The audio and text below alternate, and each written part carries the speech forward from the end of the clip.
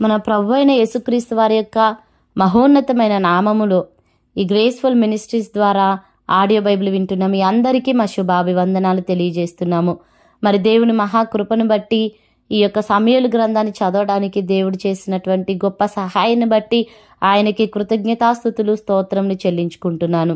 మరి దయచేసి లైక్ చేయండి, షేర్ చేయండి, సబ్స్క్రైబ్ చేయండి. మీకు తెలిసిన ప్రతి ఒక్కరికి కూడా ఈ వాక్యాన్ని పరిచయం చేయండి. దేవుడు మిమ్మల్ని దీవించునుగాక. ఈ దినం 88వ రోజు దేవుని యొక్క వాక్యాన్ని చదువుకుందాం. 1 సమూయేలు 28వ అధ్యాయము. ఆ దినములలో ఫిలిష్తీయులు ఇశ్రాయేలీలతో యుద్ధము చేయవలనని సైన్యములను సమకూర్చి యుద్ధమునకు సిద్ధపడగా ఆకీషు దావీదును పిలిచి, నేను దండెత్తగా నీవును నీ జనులును నాతో కూడా యుద్ధమునకు బయలుదేరి రావాలని పరిష్కారముగా తెలుసుకొనుమనగా, దావీదు, నీ దాసునైన నేను చేయబో కార్యము ఏదో అది నీవు ఇప్పుడు తెలుసుకొందువనెను. అందుకు ఆకీషు, అలాగైతే నిన్ను ఎప్పటికీ నాకు సంరక్షకుడిగా నిర్ణయింతుననెను. సమూయేలు మృతి పొందగా ఇశ్రాయేలీలు అతని గురించి విలాపము చేసి రామా అను అతని పట్టణములో అతని పాతిపెట్టియుండిరి. మరియు సౌలు కర్ణపిశాచము గలవారిని చిల్లంగి వారిని దేశంలో నుండి వెళ్ళగొట్టియుండెను.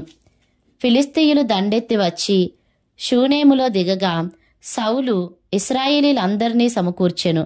వారు గిల్బోవలో దిగిరి.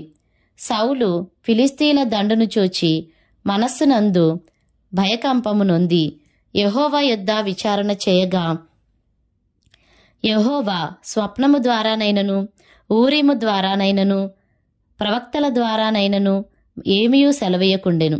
అప్పుడు సౌలు, నా కొరకు మీరు కర్ణపిశాచము గల ఒక స్త్రీని కనుగొనుడి, నేను పోయి దాని చేత విచారణ చేతునని తన సేవకులకు ఆజ్ఞ ఇయ్యగా, వారు చిత్తము ఏందోరులో కర్ణపిశాచము గల ఒకతే యున్నదని అతనితో చెప్పిరి.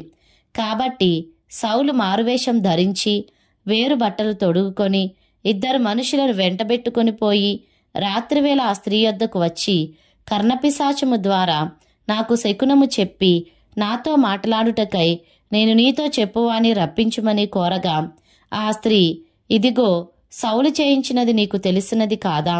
కర్ణపిశాచము గలవారిని చిల్లంగి వారిని అతడు దేశంలో ఉండకుండా నిర్మూలము చేసెను గదా. నీవు నా ప్రాణము కొరకు ఉరియొగ్గి నాకు మరణమేల రప్పింతువు అని అతనితో అనెను. అందుకు సౌలు, యెహోవా జీవముతోడు, దీనిని బట్టి నీకు శిక్ష ఎంతమాత్రమునూ రాదని యెహోవా నామమున ప్రమాణం చేయగా, ఆ స్త్రీ, నీతో మాట్లాడుటకై నేనెవని రప్పింపవలనని అడుగగా, అతడు సమూయేలును రప్పింపవలెననెను. ఆ స్త్రీ సమూయేలును చూచినప్పుడు బిగ్గరగా కేకవేసి, నీవు సౌలువే, నీవు నన్నెందుకు మోసపుచ్చితివని సౌలుతో చెప్పగా, రాజు, నీవు భయపడవద్దు, నీకు ఏమి కనబడినదని ఆమెనడుగగా, ఆమె, దేవతలలో ఒకడు భూమిలో నుండి పైకి వచ్చుట నేను చూచుచున్నాననెను. అందుకతడు ఏ రూపముగా ఉన్నాడని దానిని అడిగినందుకు, అది దుప్పటి కప్పుకొనిన ముసలివాడొకడు పైకి వచ్చుచున్నాడనగా, సౌలు అతడు సమూయేలు అని తెలుసుకొని సాగిలపడి నమస్కారము చేసెను. సమూయేలు, నన్ను పైకి రమ్మని నీవెందుకు తొందర పెట్టితివని సౌలు నడుగగా, సౌలు, నేను బహుశ్రమలో నున్నాను. ఫిలిష్తీయులు నా మీదికి యుద్ధమునకు రాగా దేవుడు నన్ను ఎడబాసి ప్రవక్తల ద్వారానైనను స్వప్నముల ద్వారానైనను నాకేమీయూ సెలవియ్యకయున్నాడు. కాబట్టి నేను చేయవలసిన దానిని నాతో తెలియజెప్పుటకై నిన్ను పిలిపించితిననెను. అందుకు సమూయేలు, యెహోవా నిన్ను ఎడబాసి నీకు పగవాడు కాగా నన్ను అడుగుట వలన ప్రయోజనమేమి? యెహోవా తన మాట తన పక్షముగానే నెరవేర్చుచున్నాడు. నా ద్వారా ఆయన సెలవిచ్చియున్నట్లు నీ చేతి నుండి రాజ్యమును తీసివేసి నీ పొరుగువాడైన దావీదునకు దానినిచ్చియున్నాడు.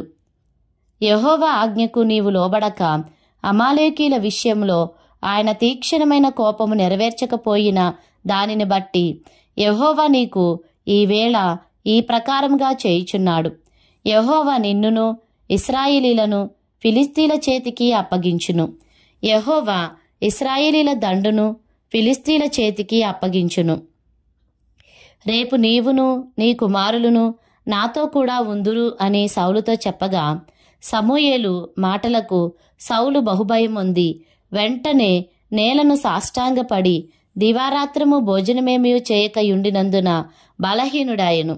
అప్పుడు ఆ స్త్రీ సౌలు దగ్గరకు వచ్చి అతడు బహుగా కలవరపడుట చూచి, నా ఏలినవాడా, నీ దాసునైన నేను నీ ఆజ్ఞకు లోబడి నా ప్రాణము నా చేతిలో పెట్టుకొని నీవు నాతో సెలవిచ్చిన మాటలను విని అట్లు చేసి తిని.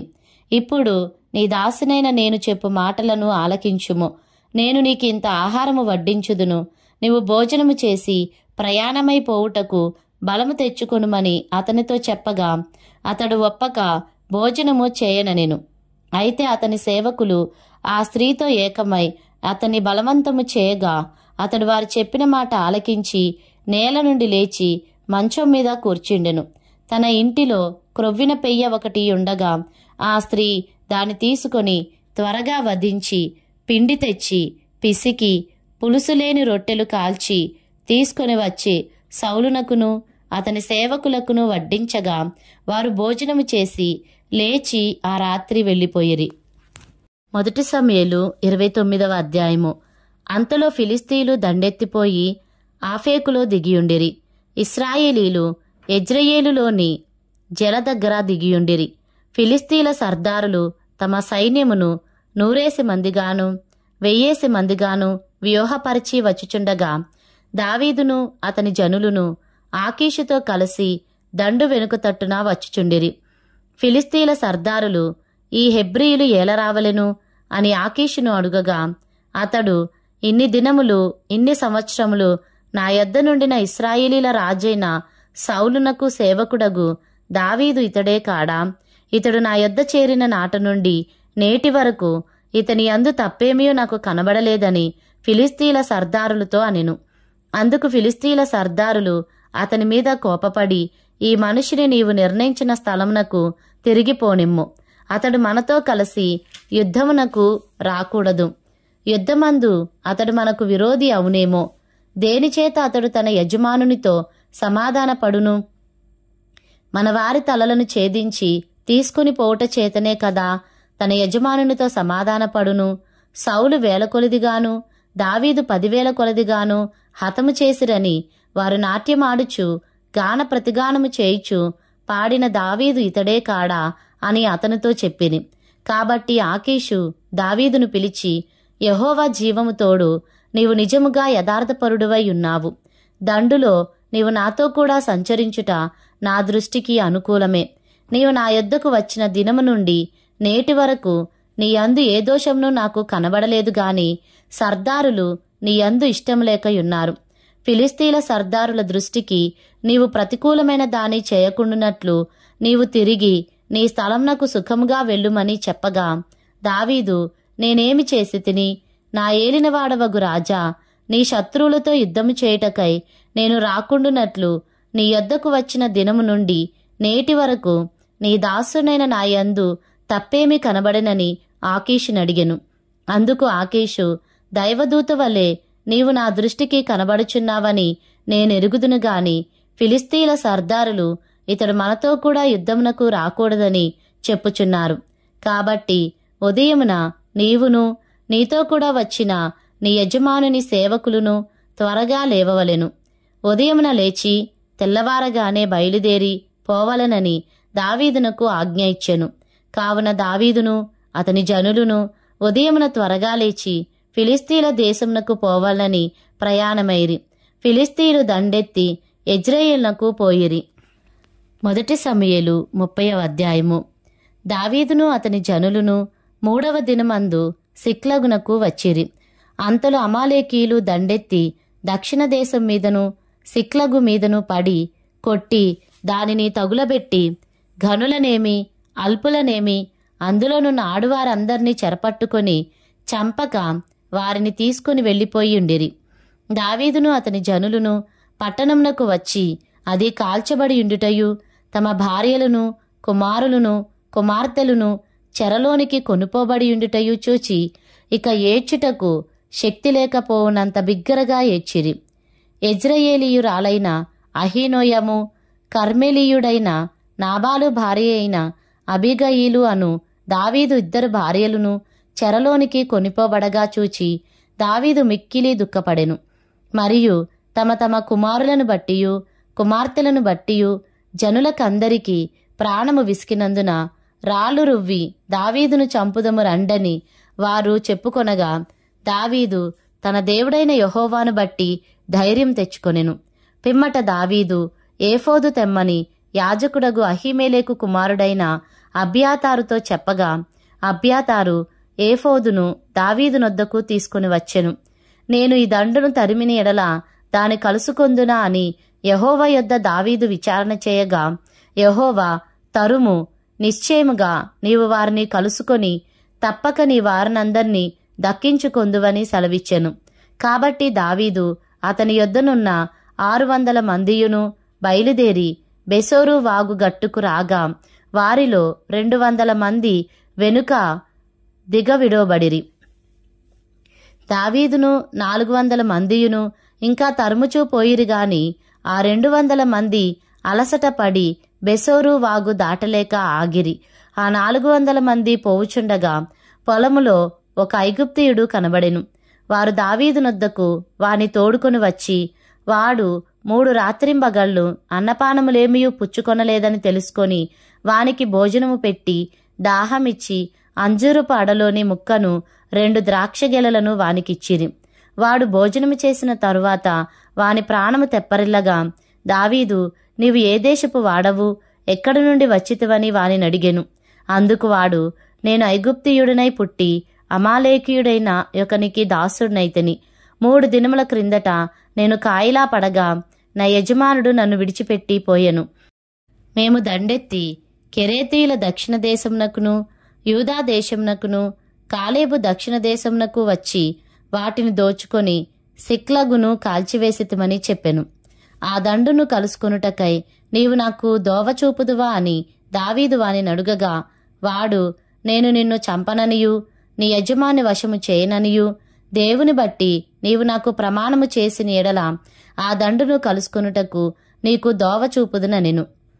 తరువాత వాడు వారి దగ్గరకు దావీదును నడిపింపగా ఫిలిస్తీల దేశంలో నుండియు యూదా దేశంలో నుండియు తాము దోచి తెచ్చుకొనిన సొమ్ముతో తొలదూగుచు వారు ఆ ప్రదేశమంతటా చెదిరి అన్నపానములు పుచ్చుకొనుచు ఆటపాటలు సలుపుచుండిరి. దావీదు సంగతిని గ్రహించి సంధ్యవేళ మొదలుకొని మరునాటి సాయంత్రము వరకు వారిని హతము చేయుచుండగా ఒంటెల మీద ఎక్కి పారిపోయిన 400 మంది యవ్వనులు తప్ప తప్పించుకొనిన వాడు ఒక్కడునూ లేకపోయెను. ఈలాగున దావీదు అమాలేకీయులు దోచుకొనిపోయిన దాన్నంతటినీ తిరిగి తెచ్చుకొనెను. మరియు అతడు తన 2 భార్యలను రక్షించెను. కుమారులేమి కుమార్తెలేమి దోపుడు సొమ్మేమి వారు ఎత్తుకొనిపోయిన దాన్నంతటిలో కొద్దిదేమి గొప్పదేమి ఏదియూ తక్కువ కాకుండా దావీదు సమస్తమును రక్షించెను. మరియు దావీదు అమాలేకీల గొర్రెలనన్నిటినీ గొడ్లన్నిటినీ పట్టుకొనెను. ఇవి దావీదునకు దోపుడు సొమ్మని జనులు మిగిలిన తమ స్వంత పశువులకు ముందుగా వీటిని తోలిరి. అలసట చేత దావీదును వెంబడించలేక బెసోరు వాగు దగ్గర నిలిచిన ఆ 200 మంది యొద్దకు దావీదు పోగా వారు దావీదును అతని యొద్దనున్న జనులను ఎదుర్కొనుటకై బయలుదేరి వచ్చిరి. దావీదు ఈ జనుల యొద్దకు వచ్చి వారి యోగక్షేమం అడుగగా దావీదుతో కూడా వెళ్లిన వారిలో దుర్మార్గులను పనికిమాలిన వారునైన కొందరు వీరు మనతో కూడా రాక నిలిచిరి గనుక తమ భార్యలను పిల్లలను తప్ప మనకు మరలా వచ్చిన దోపుడు సొమ్ములో మనమేమీ వీరికి ఇయ్యము, తమ భార్య పిల్లలను వారు తీసుకొని పోవచ్చనిరి. అందుకు దావీదు వారితో ఇట్లనెను, నా సహోదరులారా, యెహోవా మనలను కాపాడి మన మీదికి వచ్చిన ఈ దండును మనకప్పగించి మనకు దయచేసిన దాని విషయంలో మీరు ఇలాగున చేయకూడదు. మీరు చెప్పినది ఎవరు ఒప్పుకొందురు? యుద్ధమునకు పోయిన వాని భాగమెంతో సామానునొద్ద నిలిచిన వాని భాగము అంతే అని వాడుక మాట. అందరూ సమంగానే పాలు పంచుకొందురు కదా. కావున నాట నుండి నేటి వరకు దావీదు ఇశ్రాయేలీల్లో అట్టి పంపకము కట్టడగాను న్యాయవిధిగాను ఏర్పరిచి నియమించెను. దావీదు సిక్లగునకు వచ్చినప్పుడు దోపుడు సొమ్ములో కొంత తన స్నేహితులైన యూదా పెద్దలకు ఏర్పరచి, యెహోవా శత్రువుల యొద్ద నేను దోచుకొనిన సొమ్ములో కొంత ఆశీర్వాద సూచనగా మీకు ఇచ్చుచున్నానని చెప్పి వారికి పంపించెను. బేతేలులోను, దక్షిణ రామోతులోను, యత్తీరులోను, అరోయేరులోను, షిప్మోతులోను, ఎష్టెమోలోను, రాకాలులోను, యరహ్మెయేలీయుల గ్రామములలోను, కేనీయుల గ్రామములలోను, హోర్మాలోను, కోరాషానులోను, అతాకులోను, హెబ్రోనులోను, దావీదును అతని జనులను సంచరించిన స్థలములన్నిటిలోనూ ఉన్న పెద్దలకు దావీదు పంపించెను.